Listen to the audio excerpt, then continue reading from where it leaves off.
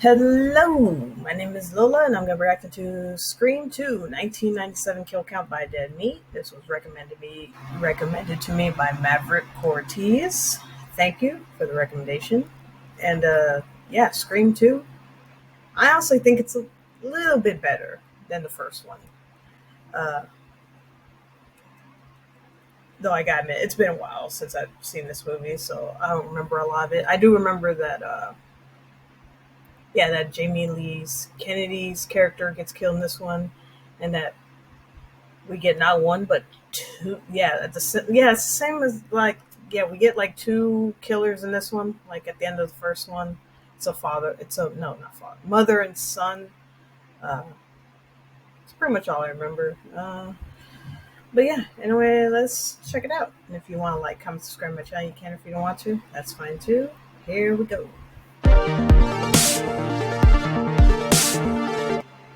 Welcome to The Kill Count, where we tally up the victims in all our favorite horror movies. I'm James A. Janice, and today we're looking at Scream 2, released in 1997, less than a year after the original smashed all expectations with audiences and critics alike. Writer Kevin Williamson and director Wes Craven returned to make a Scream sequel that commented on horror sequels much like the original commented on the genre in general. With them came the entire surviving cast and a much bigger budget since the original proved to be such a hit. In this film, Sidney Prescott has moved on to the fictional Windsor College in Ohio and is having a hard time moving past the events of the original since Hollywood just had to go and make a movie about it. Scream 2 is similar to the original in terms of tone and quality, but based on the rules of a sequel that Randy gives us, it does have a slightly higher body count. How much higher? Let's find out and get to the kills. Scream 2 has a similar opening to the original, killing an established actress to kick off the movie. This time it's Jada Pinkett Smith playing Maureen Evans, a chick who is not excited about the new movie Stab. It's a dumbass white movie about some dumbass white girls getting their white asses cut the fuck up. Her boyfriend Phil convinces her to see it anyway, so they settle in and watch scenes that are a carbon copy of the original film, only with Heather Graham as a fictionalized Casey Becker. Phil heads to the bathroom, only to find the urinals occupied by a couple of nice ghost faces, so he steps into a stall where he overhears some weird noises from the next toilet over. When he puts his ear closer for a better listen, mean Ghostface stabs Phil through the partition, who bleeds out his mouth and slinks down to his death. If the stab wound didn't kill him, the infection from lying on the bathroom floor like that probably would've. Ghostface sits down next to Maureen, and after she cowers against his shoulder, she finds blood on his jacket. Then he unsheathes his knife once more and stabs her in the stomach. She stands up and tries to get away from the killer, but he follows her, repeatedly sticking her in the back and the side as the audience obliviously cheers around her. She stumbles up to the stage in front of the screen and lets out a howl before falling back and dying in front of everyone. It's sad that she got killed because people weren't paying attention, but I will say it'd be kinda dope to be in a theater with that many people going balls crazy over a horror movie. After our title card pops up with a slash, we're reintroduced to Sidney Prescott, who has now learned how to use caller ID to ward off people fucking with her. She and her roommate Haley find out about the movie theater murders on TV, and reporters swarm her because of the connection. At Sidney's same college is Randy Meeks, who has a debate in his film class with new characters Cece Cooper and Mickey Altieri. There they argue about the merits of sequels, which is really just an excuse for the characters to be self-aware and borderline meta. Stab 2? Who would want to do that? Sequels suck. The entire horror genre was destroyed by sequels. The murders attract Deputy Dewey to town, who's limping around way outside his jurisdiction to check in on Sidney and make sure she's okay. The media circus also stirs up Gail Weathers, who blows into town with a new cameraman named Joel, since her last one got his throat slit. She gets some lavish praise by local reporter Debbie Salt, played by Laurie Metcalf, with just the perfect amount of crazy in her eye. Gail hits up Sidney and pulls a real frenemy move by confronting her with Cotton Weary, recently exonerated from the crime of murdering Sidney's mom Maureen. Cotton just wants to make amends, but Sidney ain't having it, so she backslaps Gail to the ground. Damn. Guess they're not gonna be BFFs anytime soon. Also not in the mood to BFF Gail is Dewey, who's upset about the way she wrote about him in her book. Page 41.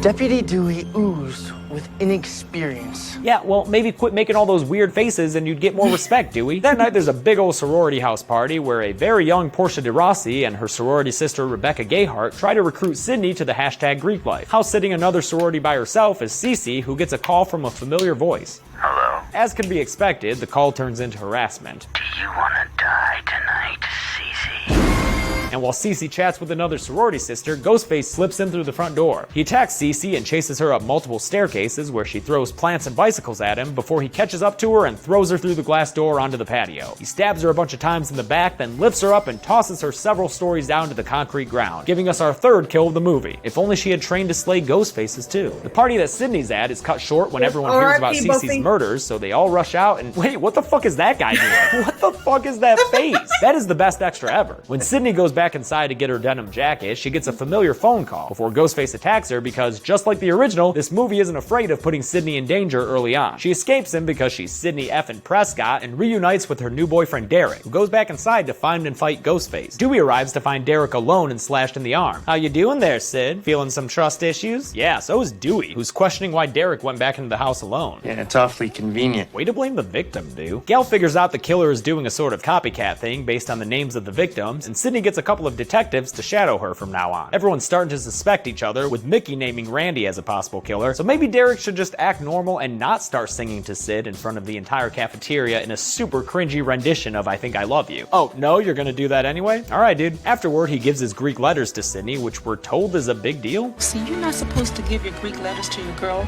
No shape, way, or form. The brothers are gonna kick his ass. Is that a thing? After watching a scene from Stab where Tori Spelling plays Sydney and Luke Wilson plays Billy Loomis, Randy explains to Dewey the rules of a sequel. Number 1, the body count is always bigger.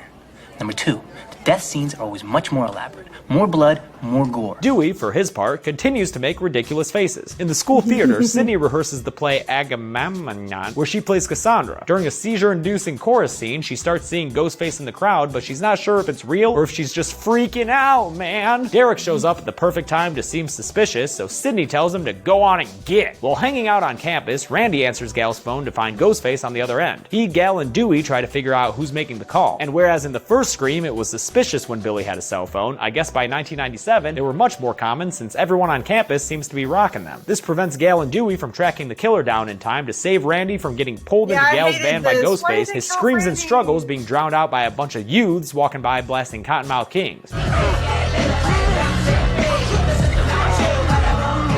Suburban life! Gal and Dewey eventually find Randy's body in the van, streaked with blood. I was always devastated by the loss of my favorite character, but I also always thought that it looked like someone just squirted a bunch of ketchup all over him there. Little hot dog Randy. In the library, Sydney gets some creepy proto-AOL messages from the killer, and then Cotton Weary shows up, bugging her about doing an interview with Diane Sawyer. It's Diane Sawyer. Hello? He gets roused up enough for the detectives to slam him up against the wall and take him into the police station, where Cotton gets upset with the way he's being treated. Can I please remind everyone here that I'm an innocent man? Yeah, well, maybe start acting like it, dude. He's not the only one being affected by this. Seems like everyone's on edge, with Gal cussing out Debbie Salt and cameraman Joel quitting his job out of fear for his life. Dewey and Gal manage to bond though, so they take Joel's tapes to the university auditorium to see if they can find any clues. Dewey finds a hot one. No, not that pervert. Another tape with footage of the kills. They spot Ghostface in the projector booth, and during the ensuing chase, Dewey and Gal get separated. Gal watches through soundproof glass as Dewey gets stabbed in the back by Ghostface yet again, spitting up blood and sliding down the window in dramatic fashion. But he doesn't make it onto the kill count because, spoiler alert, this movie just repeated the same dead Dewey fake out as the original. Gal manages to lock Ghostface out of her room long enough for him to get bored and do his disappearing act. After Sydney and Haley leave with their detective detail, Derek gets ambushed by his frat douche brothers who are mad at him for giving his Greek letters to Sydney. They tie him up to the theater set design and engage in some really weird hazing ritual because they're so cool and fratty. Hashtag Greek life. In their cop car, the detectives make a couple of shitty and borderline inappropriate jokes. We tell you, we'll have to kill you. Don't ask, don't tell. Before Ghostface pops up to heckle them with a throat slit for Officer Andrews. These guys were never given much personality to work with as characters, but at least they're able to beef up the body count. Officer Richards survives his initial bout with Ghostface and pops up to shoot him, but Ghostface turns him into a hood ornament and drives recklessly through the streets, eventually crashing into some pipes that impale the cop through his head. It's a surprisingly gory kill for this film, with Richards twitching as he dies, and I've got to give the movie credit for having such a graphic death. Maybe Randy was right about the increased gore. Sydney and Haley tear through the police car mesh and crawl over the passed out Ghostface to get out of the car. Not sure why they didn't take the opportunity to just choke Ghostface to death or something right there, but they get out and start running to safety before Sydney determines to turn back and find out who it is. When she gets there, she finds the car empty, and Ghostface pops up behind Haley, stabbing her in the chest and dropping her like it's hot. You just don't want to be friends with Sidney Prescott in these movies. It's basically certain death. Sydney's alright though. She runs off and Ghostface gets tired, I guess. She makes her way back to the theater where she finds Derek strung up and passed out, tuckered out by all that hashtag Greek life stuff. Ghostface shows up and reveals that he's Mickey! You know, the character you haven't seen since literally that cafeteria scene 45 minutes earlier. So yeah, that's kinda lame. Mickey tries to indict Derek as his partner in crime, causing Sidney to hesitate cutting him down, and then Mickey makes Sid feel super bad by shooting Derek in the chest. It's kind of a bummer that most of the kills in these movies are just stabbings and shootings, but I can appreciate the psychological damage that Mickey did to Sidney right there. Mickey goes on the standard killer tell-all rant, saying how he wants to be caught so he can blame it on the movies and get famous from the trial. These days, it's all about the trial. Derek's body is struck from the stage, revealing that there's a second killer, and out walks Gail, who is not the second killer, guys. Don't be stupid. Instead, it's Debbie Salt, who Sidney immediately recognizes. Mrs. Loomis? In other words, that lady is Billy's mother. Yep, her motive's a lot simpler than Mickey's. You killed my son. That's right, classic Pamela Voorhees-like revenge. She shows off her crazy a little more by shooting Mickey a couple of times, who, as he's falling down, shoots Gal in the gut, causing her to stage dive into a table. Debbie goes over her whole plan to frame Mickey as the sole murderer here before Sidney hits her with a beer bottle and gets away. She takes an axe to a bunch of ropes behind stage, essentially attacking Mrs. Loomis with college theater production design. There's a big ol' ruckus on stage with swinging lights and fake flickering flames before some cardboard bricks knock Mrs. Loomis down and bury her. She's not done yet though, popping out to attack Sidney for another round and actually getting pretty close to stabbing her before Cotton Weary shows up and holds both of them at gunpoint. Debbie pleads with her crazy eyes and tries to turn Cotton against Sidney, but Sidney knows how to win over Cotton's heart. Bet you that Diane Sawyer interview's looking real good right about now. Consider it done. Can't beat Diane Sawyer, Deb. Cotton shoots Mrs. Loomis, and this actually does kill her, if you couldn't tell by Laurie Metcalf's exquisite dead body face right there. That's a decade of Roseanne acting paying off in a big way. Still, the survivors are a little concerned. We always come back. And rightfully so, since Mickey pops up like a whirling dervish before the ladies shoot the shit out of him, finally killing him for real and giving us our 10th and final kill of the movie. Sorry, Mickey, if you had played dead a little bit longer, you might have been able to just sneak out of there after they left. Just to be safe, Sidney puts one more bullet straight into Debbie's forehead. I'm glad you're safe here, Sid, but I am a little concerned about that kind of overkill. Once again, the movie ends with Dewey alive and wheeled out on a stretcher, this time Gal going with him instead of filing a report. Sidney directs a gaggle of reporters over to Cotton to give him the fame he so desperately desires, then walks off into the quad, content with a job well done in a pretty solid sequel. What do you say we get to the numbers? What the hell, James?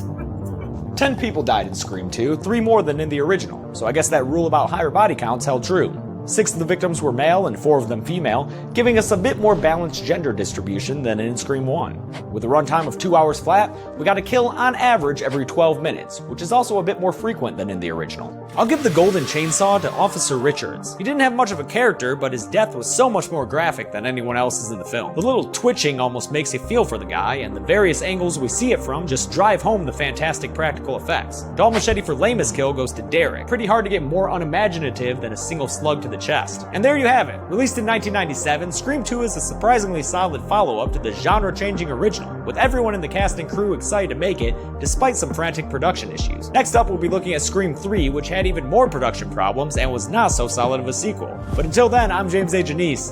This has been The Kill Count. Hey guys, thanks a lot for watching The Kill Count for Scream 2. Like always, I want to thank Bloody Disgusting for continuing to post my videos on their site. I also want to thank patrons Hulk0509 and Nathan Smith. If you want to be a patron and support me on this channel so that I can release more content for you more frequently, check out my Patreon at Dead Meat James. There's a button right over there that you can click. And I'll see you next week. Thanks a lot, guys. Yeah, honestly, yeah, like I said, it's better than the first one. A little bit. Yeah. And yeah, I think, third movie, starts to go downhill from there. And like I said, I don't like the new one. I especially didn't like that they just, killed off Dewey, and yeah, it became, predictable. Let me guess. The main character's boyfriend's a killer, and one of her friends is a killer. And then sure enough, I wasn't surprised. I freaking knew it. And it was so weird seeing Billy Loomis's ghost, just show up at random. I don't know, man. I gave a hard pass to that new Scream movie. I would rather watch the first and the second one, and that's it. Anyway, yeah, that's it. That's my reaction to Scream 2 1997 Kill Count by Dead Meat. Everyone, take care of yourselves, each other, and I'll see you in the next one. Bye.